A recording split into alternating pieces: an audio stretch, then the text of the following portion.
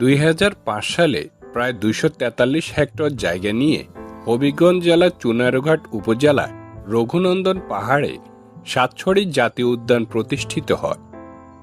প্রাকৃতিকভাবে গড়ে ওঠা সাতছড়ি জাতীয় উদ্যানে অবস্থিত 7টি পাহাড়ি ছড়া বা ঝর্ণা থেকে এই স্থানের নামকরণ করা হয় সাতছড়ি।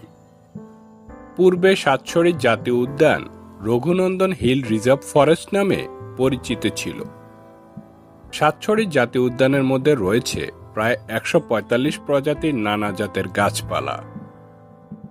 এছাড়া এই বনভূমিতে 6 প্রজাতির উভচর প্রাণী, 18 প্রজাতির সরীসৃপ, 24 প্রজাতির স্তন্যপায়ী এবং 149 প্রজাতির পাখি রয়েছে। প্রাণীর মধ্যে সাতছড়ি জাতীয় উদ্যানে দেখা মিলে মেছোবাঘ, উল্লুক, মুখ পোড়া হনুমান, শূকর, লজ্জাবতী বানর, চশমা